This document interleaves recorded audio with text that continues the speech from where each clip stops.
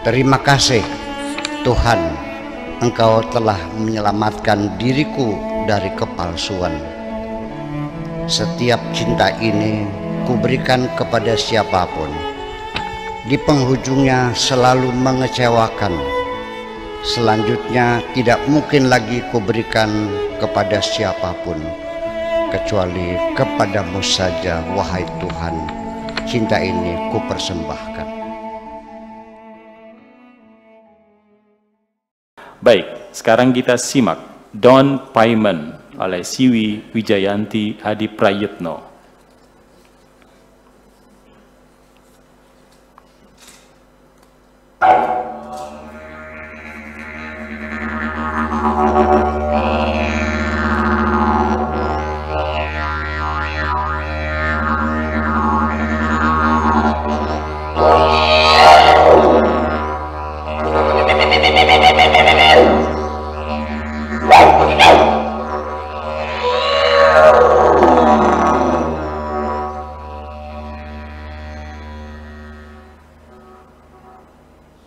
Don Payment.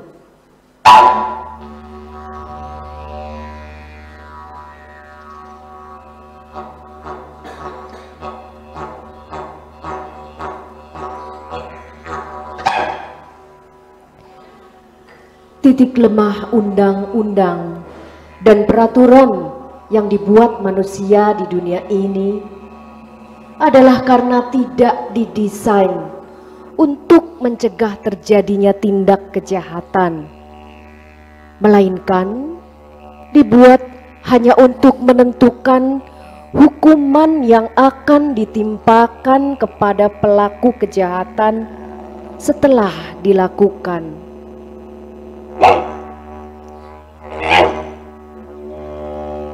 Bermiliar dolar dana digelontorkan guna pengembangan persenjataan untuk membunuh manusia.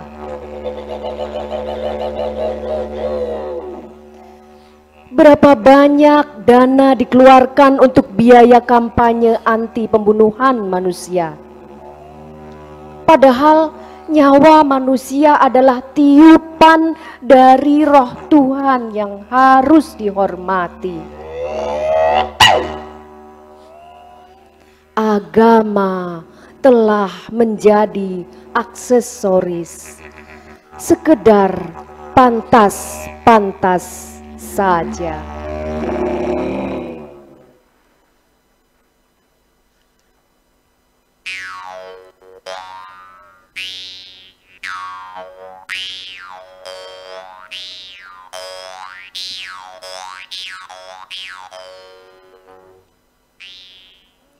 Hidup ini semakin hari semakin membosankan.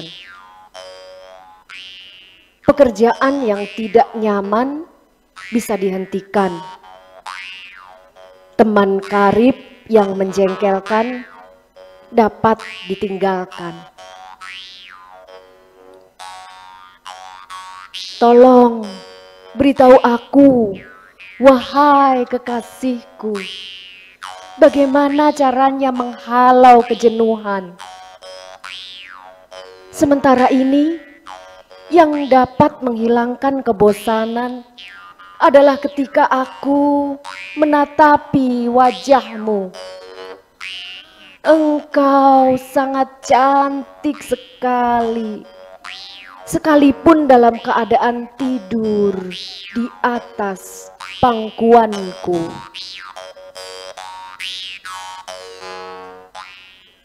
Bila engkau ingin mendapatkan pelayanan yang sempurna, jangan berharap dapat dilakukan oleh siapapun, kecuali ketika engkau melayani dirimu sendiri. Pasti yang engkau lakukan adalah yang terbaik.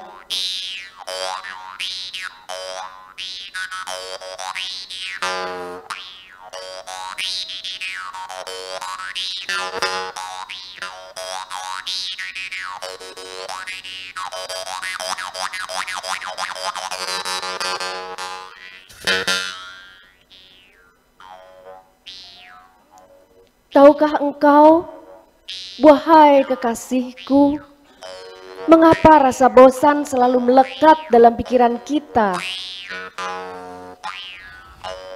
Sebabnya adalah tidak lain karena semua yang ada tidak sesuai dengan pandangan kita. Termasuk apa saja yang kita pandangi semakin terkonsentrasi dan semakin dipelototi, maka pandangan mata kita semakin kabur. Kecuali memandangi wajahmu, wahai kekasihku.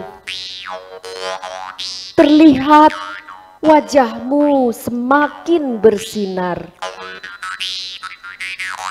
Aku sudah mulai tidak bergairah lagi untuk membangun cita-cita yang hasilnya sudah dapat diprediksi akan cepat membosankan. Termasuk aku sudah mulai malas untuk bercerita tentang cita-cita. Bukan karena tidak ada waktu, melainkan karena ada waktu-waktu tertentu yang tidak layak untuk berbicara.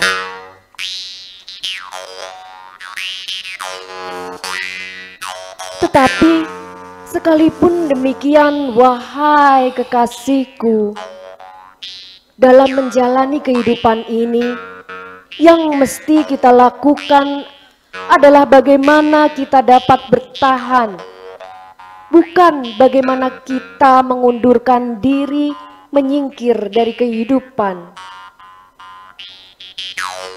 Hakikatnya, yang menjadi pokok kesulitan kita adalah bukan bagaimana bergaul dengan teman-teman kita, melainkan bagaimana kita dapat memahami apa yang mereka inginkan.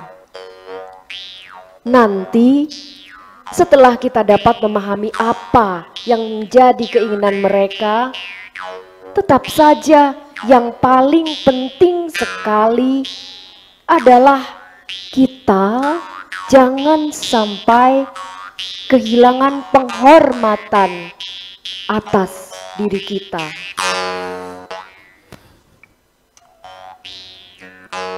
Setiap pertanyaan yang muncul dalam kehidupan mesti kita jawab. Tetapi jawaban yang kita berikan tidak mesti pada waktu dibutuhkan. Jawaban juga memerlukan waktu yang tepat. Jawaban tidak mesti dengan kata-kata, tetapi juga jawaban berupa sikap dan tindakan. Kata-kata juga penting karena suara adalah sebagai penglihatan bagi orang buta.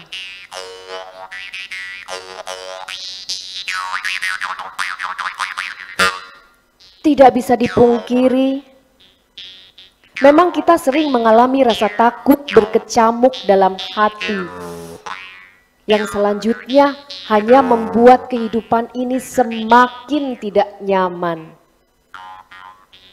Namun pada akhirnya terungkap bahwa rasa takut yang berkecamuk itu tidak berdasar dan tidak punya argumentasi. Mengapa tiba-tiba muncul dalam hati?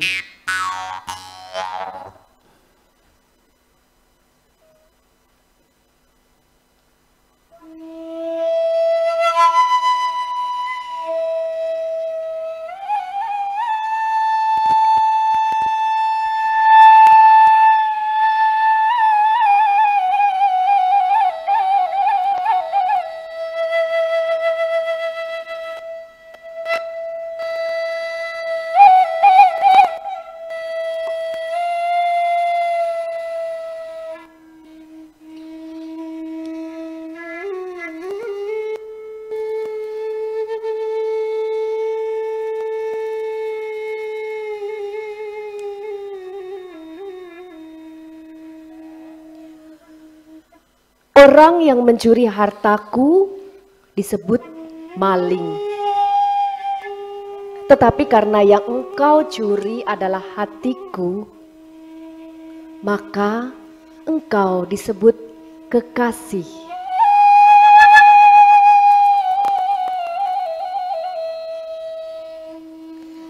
Tenang saja, aku dalam keadaan sehat walafiat.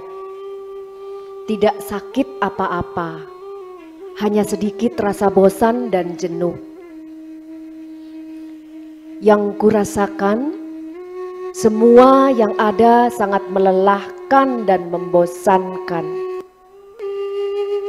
Rutinitas yang membosankan terjadi berulang-ulang dan hampir mirip antara yang satu dengan yang lain. Aku mendapat keberuntungan karena engkau hadir di dalam hatiku, sehingga semua dapat kuhadapi. Bagi orang yang tidak mendapat keberuntungan, disebut sial atau nasib buruk. Tetapi sebetulnya itu hanyalah psikopat. Nasib baik dan nasib buruk semua datangnya dari Tuhan. Akhirnya yang membedakan adalah sudut pandang kita sendiri. Kita tidak bisa menilai baik dan buruk sesuatu, kelebihan dan kekurangan apapun, kecuali setelah kita menghadirkan paradoksnya sebagai pembanding. Lebih dari itu, mungkin saja sesuatu yang telah kita nyatakan disebut tidak masuk akal pada hari ini, tetapi besoknya menjadi sangat rasional.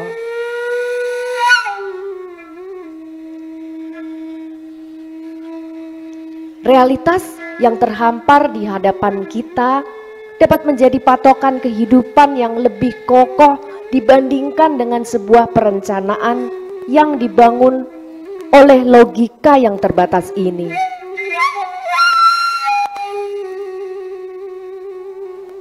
Kemudian juga tidak cukup dalam suatu pemikiran dianggap benar dalam teori. Malah yang lebih penting bagi suatu pemikiran adalah bisa diimplementasikan atau tidak.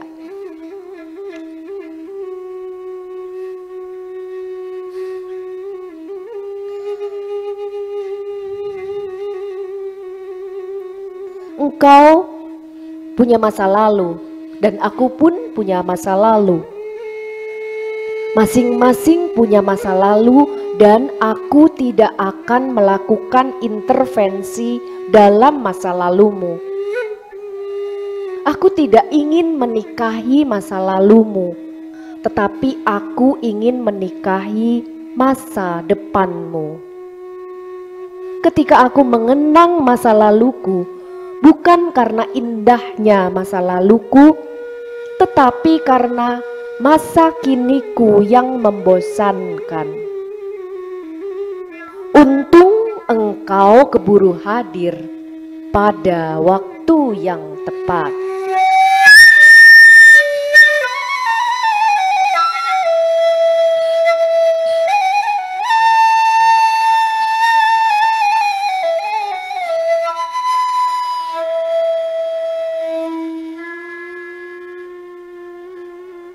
Akhirnya, bagaimana orang lain menilai percintaan kita ini?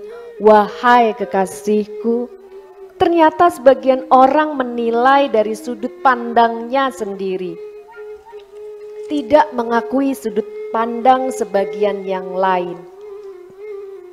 Demikianlah kondisi manusia di mana saja dan kapan saja. Jadi wajar saja ada yang setuju, ada yang tidak. Ada yang pro dan ada yang kontra. Malah justru yang paling berbahaya dalam masyarakat adalah ketika ada larangan berbeda pendapat. Pemikiran-pemikiranmu, wahai kekasihku, adalah merupakan pemikiran yang baru. Nanti nasibnya sama seperti bibit yang ditebar di sebuah ladang, akan mati kering apabila tanahnya tidak subur dan tidak didukung dengan iklim yang baik. Jangan pernah mundur atau mengalah, teruskan langkahmu dengan bijaksana. Jangan takut melakukan kesalahan dan jangan takut dipersalahkan. Nanti ketika engkau telah memahami rahasia dirimu, engkau akan mengerti tentang alam di sekitarmu.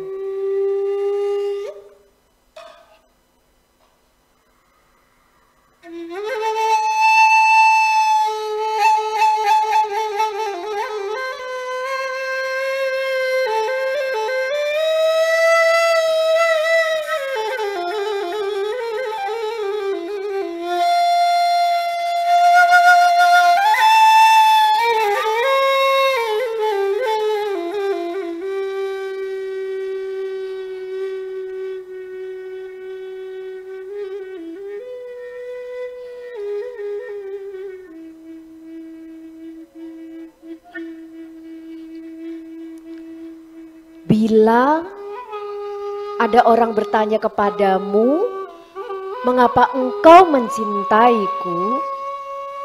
Katakanlah, karena aku mencintainya. Dalam dunia cinta tidak ada ruang kausal. Menang dan kalah dalam percaturan kehidupan adalah merupakan bagian dari kemanusiaan. Kecuali para pengecut, mereka tidak pernah untung dan tidak pernah rugi sama sekali. Untung atau rugi, engkau tetap harus selalu gembira. Menang atau kalah, engkau harus tetap dalam keadaan bahagia. Seolah segalanya ada dalam genggaman tanganmu. Apa saja selama masih di alam dunia ini bisa berubah dalam sekejap mata, bahkan bisa berubah lagi dalam waktu yang singkat. Sehingga kita tidak cukup waktu untuk menebak.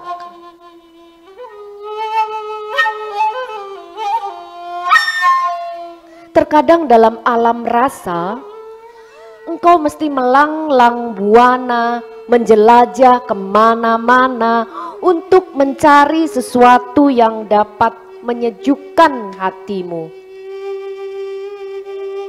Ternyata yang engkau cari ada di dekat dirimu sendiri.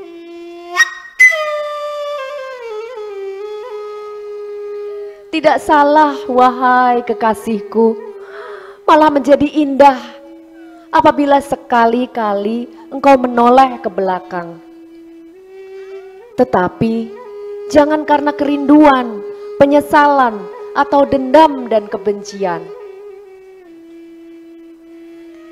Hampir semua orang senantiasa berusaha untuk menafsirkan segala sesuatu sesuai dengan apa yang diinginkan, bukan berdasarkan apa adanya secara objektif.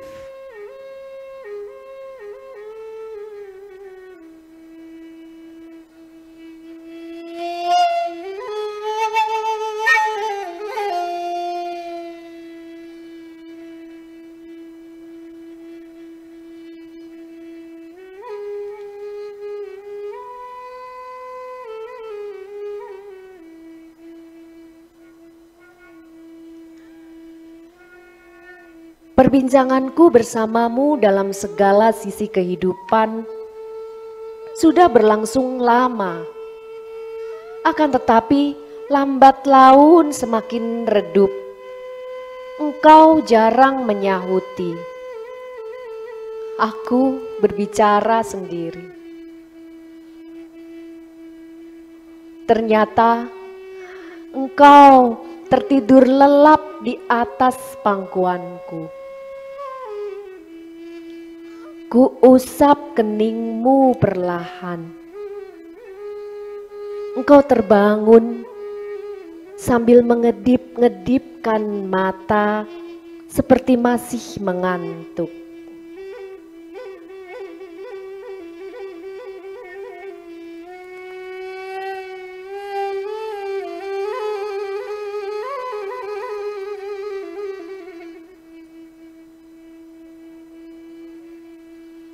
Sudah sampai di mana mimpimu? Tanyaku sambil ku elus ubun-ubunmu. Engkau tertawa kecil sambil membenamkan wajahmu di pangkuanku.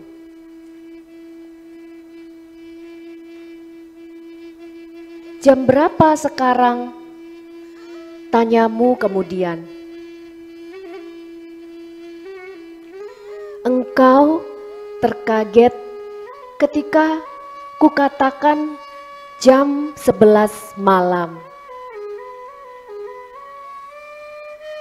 Dalam perjalanan ketika aku antar engkau pulang, engkau sampaikan permintaanmu yang mendesak supaya aku segera melamarmu.